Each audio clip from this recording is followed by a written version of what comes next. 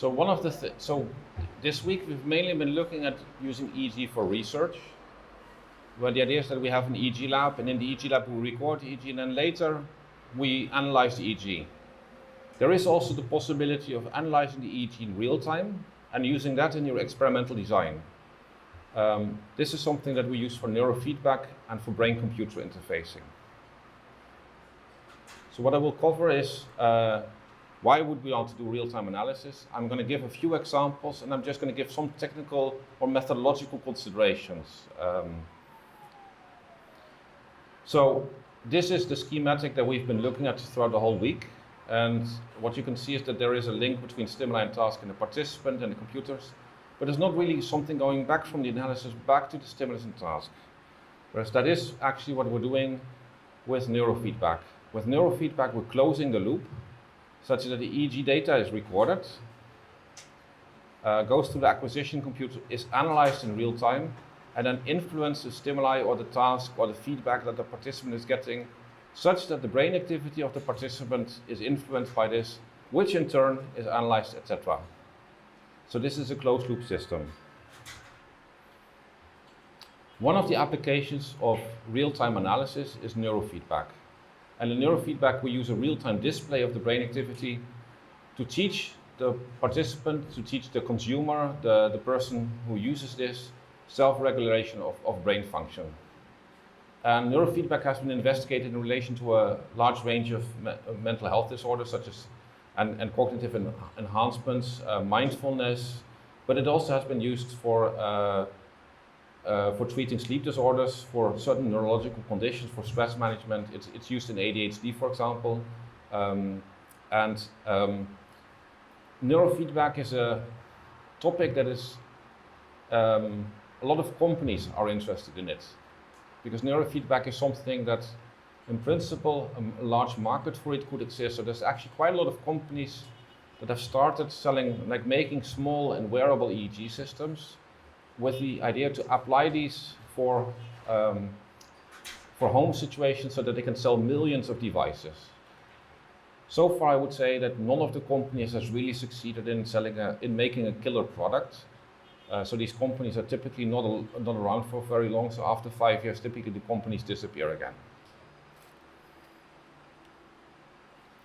A slightly different application. So rather than providing direct feedback of what the brain is doing and thereby trying to modulate what the brain activity is, to replace the normal muscular interaction with a device, such as controlling a computer with a mouse or with a joystick, by direct control from the brain. And this is not what we call neurofeedback, because we're not directly feeding the neural signals back to the participant, but this is more like how you can interact the brain to a computer and then interact the computer, for example, to a wheelchair. This is a type of technology that has been investigated in patient groups for which this could provide an assistive technology, such as ALS and spinal cord injuries, comatose patients.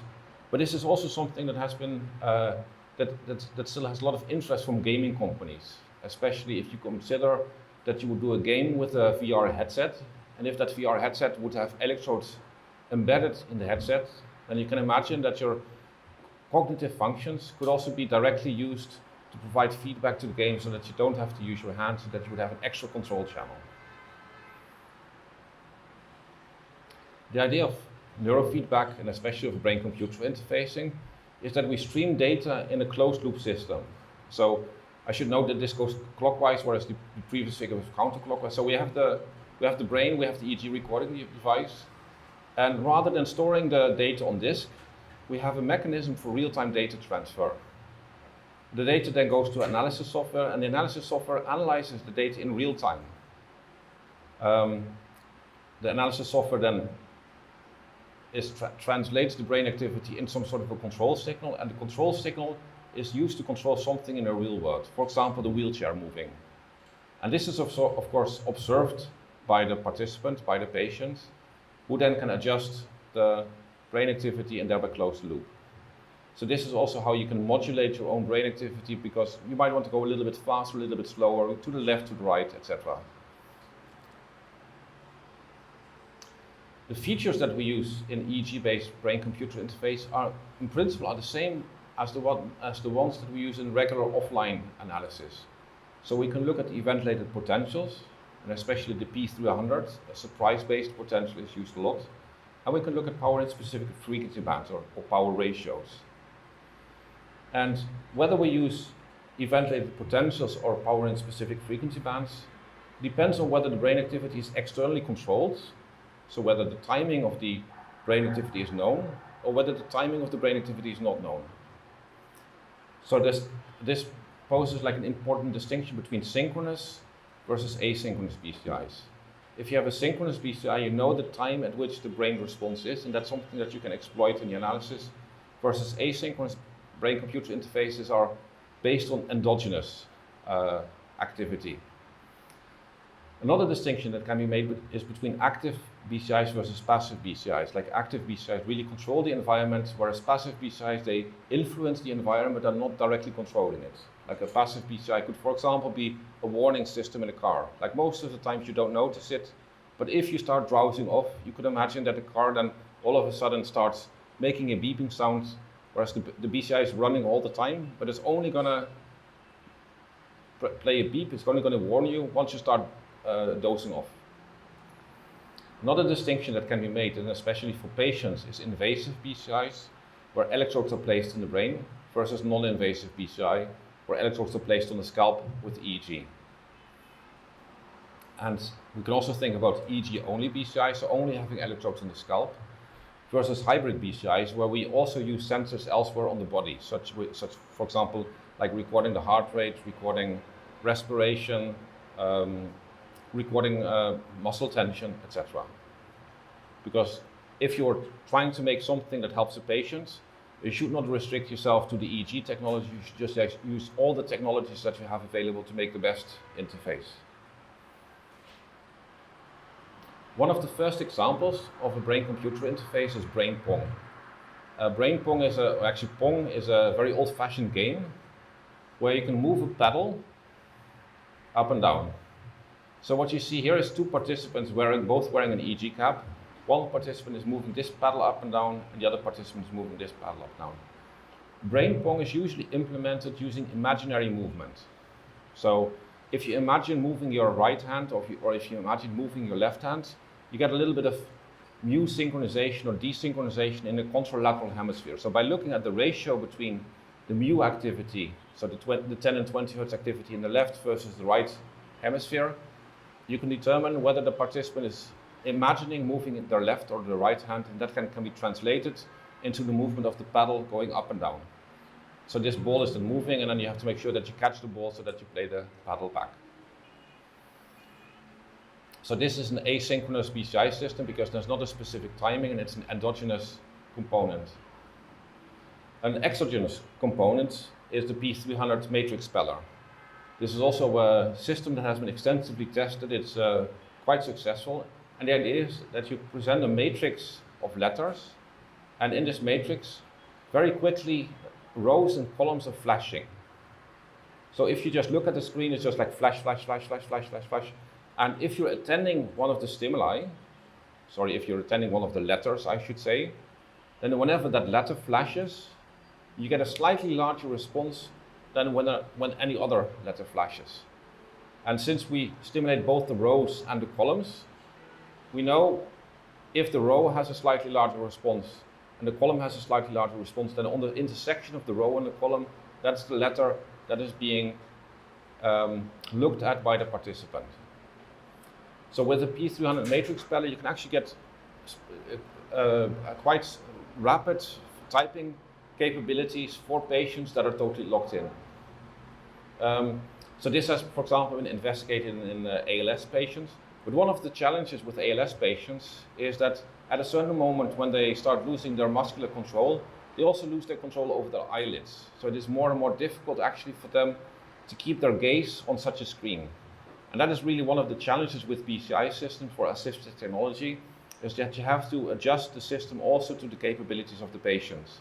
So the patient, whereas like in a lab like this, in a laboratory environment with young, healthy students, this might work, but translating that success into a patient situation is a whole lot more difficult. This is an example of an invasive BCI for patients.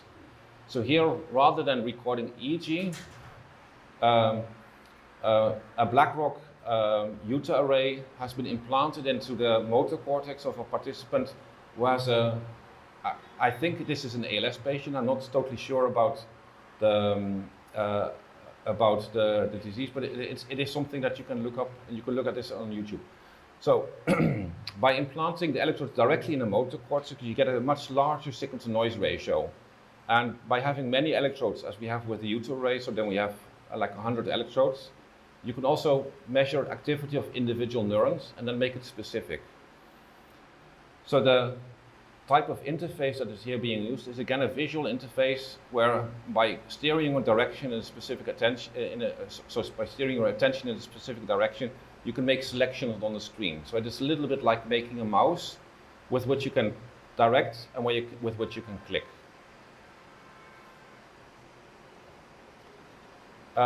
So what we're doing is we're streaming data in closed-loop systems. We're recording the data from the brain, transferring it, analyzing it, and controlling it in the real world. So the consequence of this is that we have to handle the incoming data, but also do the artifact detection, the processing, and we have to translate it to a control signal. All of this has to happen in real time. I'm not sure whether this is the noise of the microphone or the noise of... I think it's a noise from the microphone. I thought it was coming from outside. Should I get new batteries? I still have new batteries.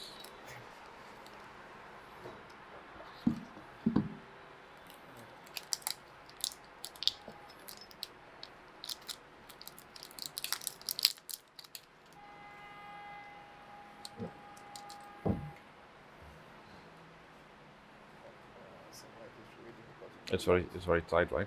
Yeah.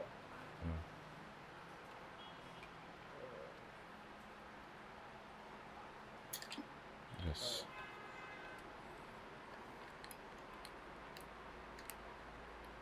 Almost that's just very loud. Like. Yes, that's how it sounds.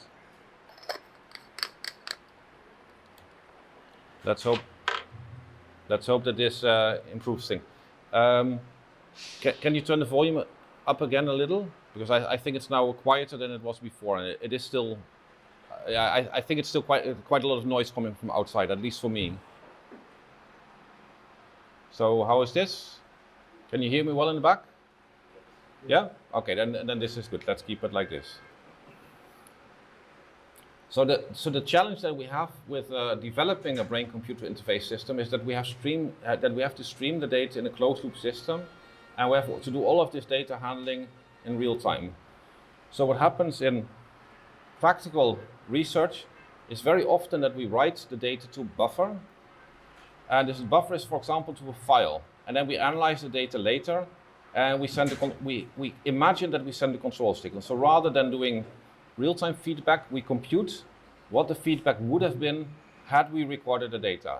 And this buffering makes the development of an application much easier, because if you're trying to develop a closed-loop system, you always need to have a participant that's wearing the EEG system. And it's easy to sit behind the computer 8 hours a day and to do programming, but it's not really easy to find a participant who's willing to sit there 8 hours a day just doing a task. So this is a very common strategy that is used by researchers and by engineers, is to develop a BCI system in an offline scenario and then test it, evaluate it in an online scenario. Another challenge that we have for developing BCI systems is that each device has its own interface. So here we have MEG, MRI, EEG, different like NIRS, also intracranial recording, and in principle each of these has its own acquisition and analysis software. So there's lots of device-specific code. Luckily there's a few solutions for this. So both FieldSub has a solution, but especially nowadays popular, and that's also the one that I would recommend, is LSL, Lab Streaming Layer. Earlier this week we already looked at Lab Streaming Layer, because Lab Streaming Layer is also a method with which we can send real-time markers to an acquisition device. But Lab Streaming Layer can also send real-time EEG data or real-time MEG data or any type of data to an acquisition device. So if we're implementing a common protocol on this side with the machine-specific code, then from that point on we can basically develop the analysis software, and the analysis software can be used irrespective of the amplifier that you're using.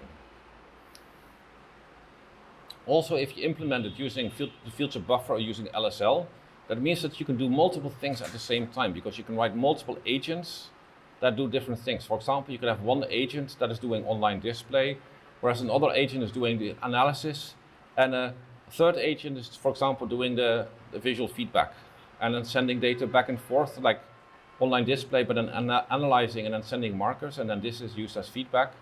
That gives you opportunities for writing a closed loop system without all the software being in a single application. So EEG-based BCI is not so easy, because EEG, as we have seen, has quite some artifacts. So we have muscle artifacts, eye blinks, and movements. If you do real-time analysis, then you want to make sure that it's not the eye blinks that are controlling the BCI, but that it's the brain that's controlling the BCI. So you also have to do real-time detection of artifacts and real-time removal of artifacts.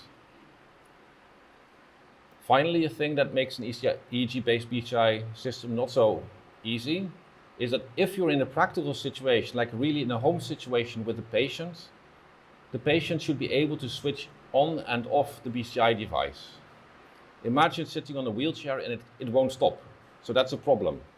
So detecting whether the patient or the operator wants to use the BCI system or not, that requires another level of control. So you need an on-off switch. So that's like imagining your keyboard, your fingers being glued to a keyboard and you cannot stop typing. So you cannot get your fingers off, and you constantly have this gibberish on your screen. The task or the feedback that you give to the participant is going to influence the EEG data that you're recording from the participant. But at the same time, the EEG data that you're recording influences the task or the feedback that you're giving. So that's the whole nature of the BCI, of the closed loop aspect. And as a consequence, you have to implement both, and often in a single or tightly integrated programming environment. And it is not trivial to make either the real-time task, as we've seen earlier this week, like designing a task can be quite daunting, and implementing the task can be quite daunting, but also implementing the real-time analysis and making that reusable, that is quite daunting. So putting those two things together actually increases the complexity quite a bit. And as such, I would say that making a BCI system requires quite some programming and engineering skills. Luckily, there's resources available for this, and on this page I'm linking to some of these resources. So there's a few software packages. BCI 2000 was in the past a very popular software package. I think it's now less being used, but OpenVibe is still a very widely used software package. It has a sort of a graphical programming environment in which you can design BCI experiments. I'm also pointing to Lab Streaming Layer and to the Filter Toolbox, which both have these interfaces with which you can interact with the hardware. And there's some other more specific things, such as PyBCI or the EEG Synth, that provide interfaces in Python so that you can implement real-time systems. There's a few hardware products that are specifically designed for real-time, and that's OpenBCI. OpenBCI, like it's one of the boxes that I showed you earlier this week, has really been designed for real-time analysis, even though you can also use it for storing data on disk. Muse is another such system. It's basically a headband that you wear over your forehead. It has a real-time interface, and it's used for neurofeedback. Emotive has a headset, and the Unicorn system that I showed you earlier this week, that some of you have been playing with, is actually also a device that is more aimed at BCI applications than at recording to disk. So that's basically what I had to tell about like EEG for real-time neurofeedback and BCI. Just a very quick overview, just to make you aware that not everything happens with offline analysis, but sometimes that we also do our research with online analysis. Are there any questions? Or are there any comments about this? No? All good?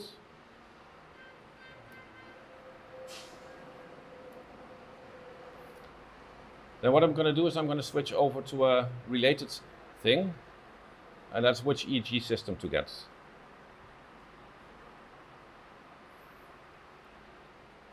And so here on purpose I've left Mikkel out because I'm going to give some opinions And I'm not sure whether Mikkel agrees with these opinions or whether Mikkel has opinions about this, but it's like a little bit more tricky. So I want to start with a disclaimer. So I'm a researcher. I'm not associated with any company, but I just happen to know, because I've been working in this field quite a bit, some people that are working in some of these EEG companies. And furthermore, I'm a customer of some of these companies. With some companies, I'm a happy customer. With other companies, I'm actually not such a happy customer. So that colors my opinion about the products a little bit. So as such, you should take my recommendation with a grain of salt. Also, I happen to know the European EEG systems the best. And somehow, the Netherlands is quite world leading in the domain of EEG. We have quite a few EEG companies in the Netherlands: A&T Neuro, Biosemi, TMSI, Philips makes EEG systems, and these are all like pretty large companies. So a lot of the systems that are used internationally happen to be coming from the Netherlands. And then the question that some of you have been asking, like, what's the best EEG system? Which one should I get? And already earlier in this week, I would say there's no such thing as the best system. The question is similar, like, what is the best car? And it really depends on the application in mind. It could be a race car if you want to go fast, a family car for most situations, a van if you have a lot of stuff to transport. So the best EEG system depends on what you want to do with it. Features that seem attractive, such as wireless, might also cause problems. For example, the wireless connection not being stable, as we had earlier this week when all of you were standing around with your mobile phones, and all of a sudden we realize, oh, it's not working because of all of these mobile phones. Battery is going flat. That's really annoying. If you have a small device, it's nice that it's small, but it's not so nice that the battery life is very limited. And then basically every few hours you have to recharge it. So those are also like the nuisances of wireless systems. It's not only about the EEG system, it's not only about the EEG amplifier, but you also have to think about the caps. So the way how this amplifier connects to the participants and how the amplifier connects to the computer, so the software. Also, things that you should think about is not only about the EEG channels, but whether you need additional channels. So some channels, some amplifiers include bipolar channels, so that you can very easily record EMG activity, muscle activity, or heart activity, or eye activity. And if these are important things for you, then you don't have to go through this hassle, as we've done earlier this week, with re-referencing the EEG channels. Some amplifiers have these bipolar channels, some have it as an optional add-on box, and some don't support it at all. So like with the Unicorn, there's no way that you can get these additional channels in. It doesn't even have a trigger input. So this trigger input is also really an important characteristic of an amplifier, because for research purposes, we often design our tasks in such a way that we want to know precisely at which moment a stimulus happens. So having precise timing is important. What I've done here is I've listed a bunch of companies in random order. So it's not that the top one is the best, but these are all companies that are used a lot in research labs. And if I would end up at a university where they would have one of these systems, well, I would be happy. Like, these are all good quality systems. So during this week, we've been using the TMSI amplifier. We've been using the GTEC amplifier, the Nautilus, the 32 channel. We've also been using the 8-channel Unicorn system. But this is just like a bunch of companies together with the websites. And what I invite you is that you basically explore these websites. Most of these companies have multiple amplifiers for different applications, and that you then start thinking about, like, what are the requirements that you have. A question that I've also had this week: what about clinical EEG systems? So we have these clinical EEG systems. I would say that clinical EEG systems are different in two important aspects. The first is more on the legal side. So they're often approved as a medical device. So they've undergone some certification process, and that may or may not be relevant for reimbursement from health insurance companies and for legal reasons. At our center, we can do research with EEG systems that are not approved for clinical use. But in the hospital, if they use an EEG system, it has to be approved for clinical use. Otherwise, the health insurance company is not going to pay for it. Clinical EEG systems also come often with software that is optimized for a clinical workflow, which includes review of the EEG, montages like this double banana montage, and systematic archiving in a patient database. The review of EEG, the montages and systematic archiving are usually features that a research system doesn't have. A research system just dumps the data on disk and that's it. So if you're seeing a lot of patients and if you want to work in a very structured manner, a clinical EEG system definitely has advantages. But my personal impression is also that clinical EEG systems are in general slightly less advanced. So they're slightly old-fashioned than research systems because the companies cannot update clinically certified products that easily and quickly. Because whenever they update the system, they have to reapply for the certification process. And the certification process is a lengthy and an expensive process. So clinical EEG companies tend to be more conservative, not to change the product, whereas research companies just use the opportunities that they have to make new products and to make existing products better. As a contrast, research systems often come with minimal software for data acquisition and often do not include any software for data analysis. And I would say like Brain Products is an exception because they have an elaborate software package which is called Brain Vision Analyzer, which is very well integrated with their recorder software and with their amplifier. I should also add that most EEG researchers are using open source software. And yesterday or the day before yesterday, I gave a list of software packages that are used a lot, like open source software packages that are used a lot for EEG research. FieldTube is one of them, but there's others as well. If you're interested in getting a low-cost system, then wireless systems are often more low-cost. And that is because companies that are developing them are trying to develop them for a large market, so trying to develop them for a consumer market. So wireless EEG systems are often also low-cost systems. And Guillaume Niso and colleagues did a review last year or 2 years ago about wireless EEG systems in which they looked at over 50 different EEG systems. So they did not practically try them out, but they looked up the specifications of the system, and their paper, which I've linked here, includes a lot of low-cost systems. Regretfully, the GTEC Unicorn was just released too late and was not included in the comparison. But the GTEC Unicorn is a really good thing.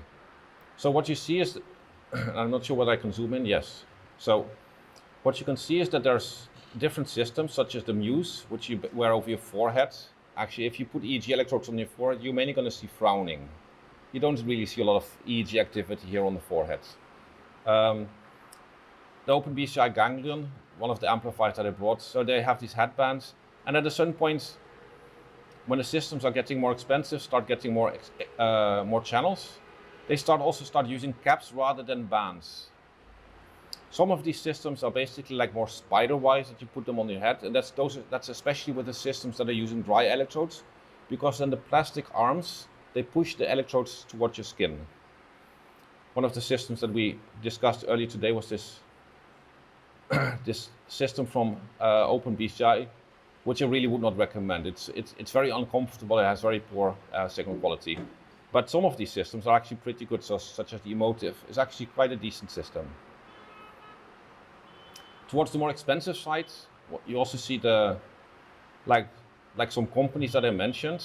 The Nautilus. So this is not the Nautilus that we had. We had like this Nautilus. That's the one that I brought. That's the 32 channel system. And you have even systems with 64 channels that are wireless. It's up to you to think whether this is a good feature or not. But I think the paper provides a lot of interesting details and discussion on the topics like how should we evaluate amplifiers. So even if you're going to buy a wired amplifier, I think it's still useful to look at the paper because it just like makes these comparisons between the products easier and you can learn from that. Any questions about this?